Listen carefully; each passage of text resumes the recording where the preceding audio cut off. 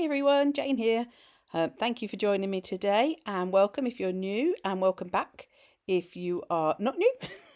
Today I thought I'd do some collaging in my Dylusions ledger journal. This is the 8x8 one, and I had already decided that I wanted to just cut out lots of different elements from some of my Collage Soup books. So I did that beforehand. I often cut the elements out as I need them, but today I thought that I would have lots of bits ready and then choose as I actually completed my page. Now, I wanted to create a background onto my pages first to give a bit of interest into the background, and so I'm using the Tim Holtz tissue paper. This is the older version. This is when it was on a roll, and this one is, I do believe, called Typeset. As always, I will list what I've used in the description box below. If possible, I'll add some links, but if there are links, do please be aware that I'm based in the UK, so do please check your local retailers and online shops that you may use yourselves, because that will give you the best prices and the best delivery. And none of my links are affiliated, so I do not earn anything if you do click through. So, it's up to you how you choose to shop if you want to. Otherwise, I would say use what you have. Now, here I'm using some paper that I've had for quite a long time. This is a medium mixage paper. It was, I think, Spellbinders. It's years and years old. I don't think media mixage exists in the form of when I bought it.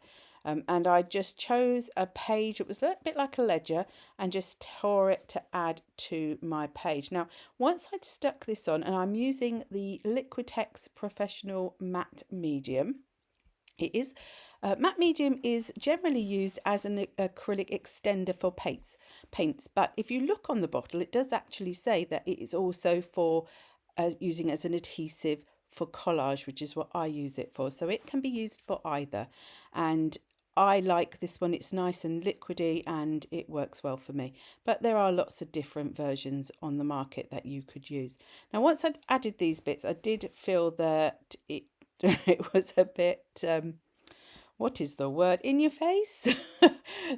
It didn't blend in like I wanted it to. So after I left it to dry, so I'm giving it a good old coat over to make sure it's all perfectly stuck down. I then left it to dry, and I wanted to add some acrylic paints. Now I've got the Buff from Dina Wakley, which is the lighter colour that I decided to use first of all to try and start to blend the darker paper into the background. Then I've got the, I think it's Warm Tan from IndigoBlu, and Leather Corset from IndigoBlu, which are two shades of brown, because I decided I wanted to go for a vintagey feel. I started by sort of rubbing the paint in with my finger to try and blend it. Then I added it. Decided to use the brush. This is the same brush I used with the acrylic, the Liquitex matte medium. So I didn't wash it off. I decided to just help it just all blend together with that on there as well. So I'm sort of a bit happier. Added a bit of water because it then got a bit too opaque. I didn't want it to totally cover up that text in the background, because that was the point of it being there, but I did want it to try and blend those darker areas to match in a bit better with the rest of the paper. And this paper in the Dylusions journal is not a pure white, it's more of a manila or an off-white sort of colour. So I thought these browns would also help to blend that in a lot better. Then I wasn't happy with the amount of paint, so I'm using a piece of kitchen towel, and I just was picking up some of the excess, and it also left quite a nice texture. Now, to blend those areas even more, I'm now using a stencil. Now, this is a stencil that I die cut myself using I think it's their mixed media dies. They're by Tim Holtz. Again, they're quite a number of years old. I have sheets of Mylar, which are quite inexpensive, and I just die cut them to make the dies into a more permanent stencil, which is a handy way. If you've got a lot of dies and you want to, think they'd make lovely stencils, this is a way to do it. Obviously only for personal use. But I've added the darker brown, and I'm doing it on the edges of where that darker paper is, because I'm trying to sort of draw the eye away from the edges and make it more of a cohesive look. Now these are some of the pieces I cut from the Collage Soup books. I had Shrooms and Blooms, Bird Nerd, and Hey Diddle Diddle. Those are the 3 Collage Soup books that I have, and I just picked out a sort of a variety of pieces. So I did some of this lovely lady, I cut out some paper dolls, I cut out some birds, I cut out butterflies and all sorts, and decided I wanted to build them up to make a sort of collage out of them. Not a sort of collage, it is a collage, to make a collage out of all those individual pieces. So I'm joining together parts that weren't together on the pages, that may even have come from different books. But I did, before I started doing this, I had laid them out. So that's something also, so like auditioning your pieces to see where you like them, how they're going to layer up. It's also handy doing that because sometimes you need to lay a certain piece down first before another if you want them to be in a particular order. So certain things are in the front, certain things are in the back. And then I just use the same matte medium to stick them down. And I'm applying the matte medium to the back of the pieces and also the page, and then over the top. That way you get less crinkles and it sticks better, I find.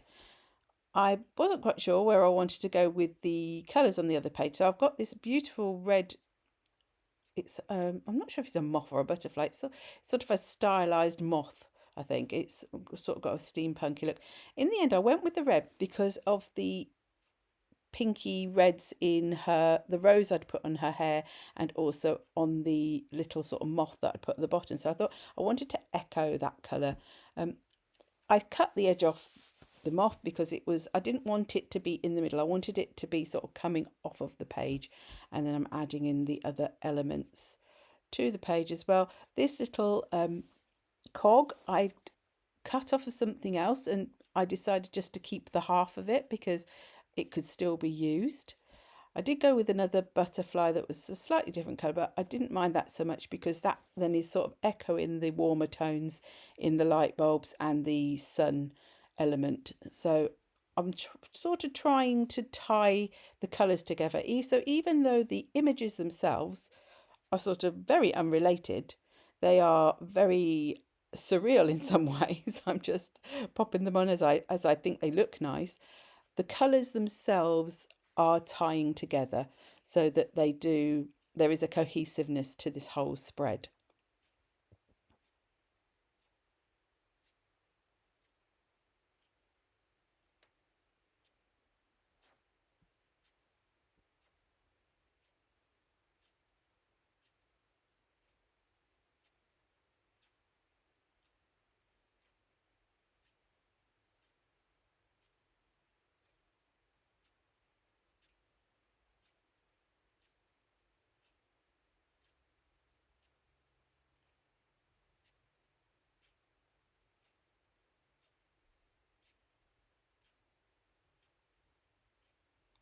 When I was happy with how it looked, I let it dry thoroughly, and then I thought that it needed something around the elements to bring them out. It was all looking a bit blending into the background. I sort of thought about whether I should go with a dark shadowing or a light shadowing. In the end, I decided to go with the light because I felt that that was what was missing from the page. And I was going to use some acrylic paint, and I thought that was a bit tricky. And then I thought, wow, actually, why don't I just use an acrylic marker? So this is the Arrtx brush marker. And I didn't go for white. This is a slightly off-white, almost like a buff or a cream colour. They don't have names. It's CO2, I think, carbon dioxide. But I don't think that's what it's meant to be. And I just drew a bit around. I didn't want it to be too solid. So then I got my paintbrush with some water, because whilst it's still damp, you can draw that out. And I wanted to just make it more of a glow around the images. I didn't want it to be too, just like a line of lightness around them. Now I don't show you the whole page because after a while I did realize it was taking me quite a while to do just this area, so I just did part of it for you and then I went off of camera to complete the rest. Now I have my Copic Acrea. I decided that actually on the images themselves I wanted to add a little bit of white to highlight, so I'm using the white Copic Acrea to do that.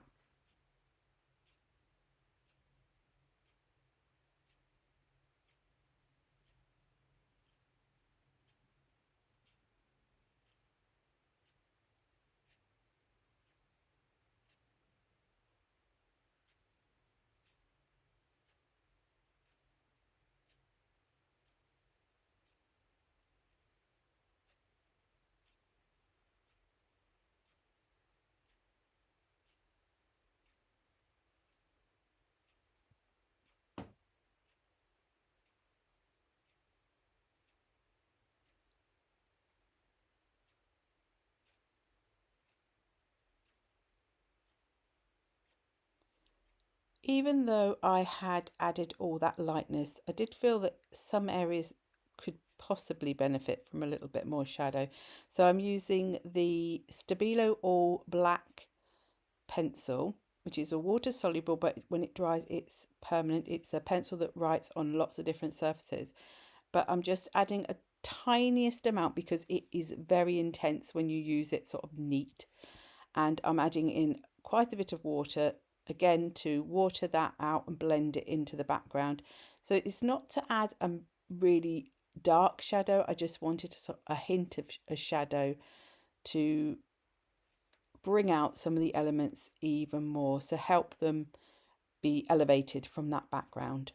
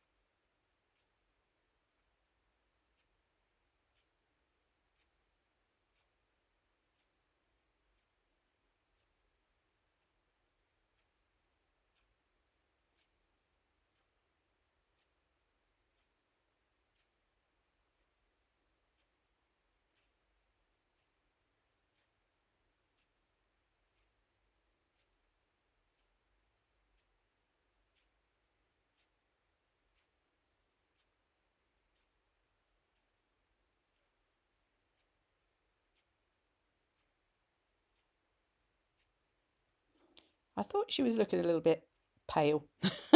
So I got the Scribble stick in Blushing, that's a Dina Wakley media product, and added a little bit to her cheeks. I was finding it a bit tricky. I scribbled a bit down, I think, to start with, and I wish I had just gone straight from with the brush on there to start with because it made it have a little bit of a mark on there. So I was trying to get rid of that and make it look a little bit more natural, which is why I then wipe it off and start again.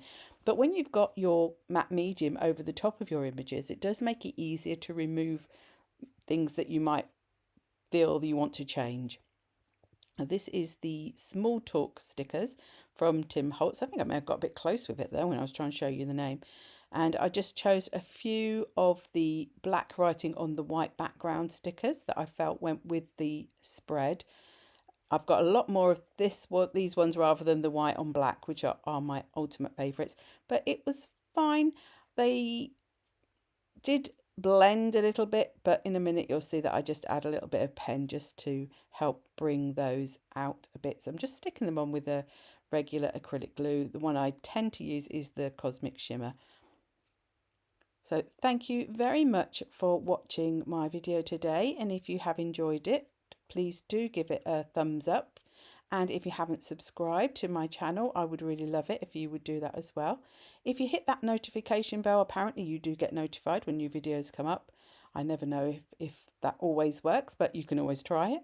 And until the next time, thank you very much, and bye-bye.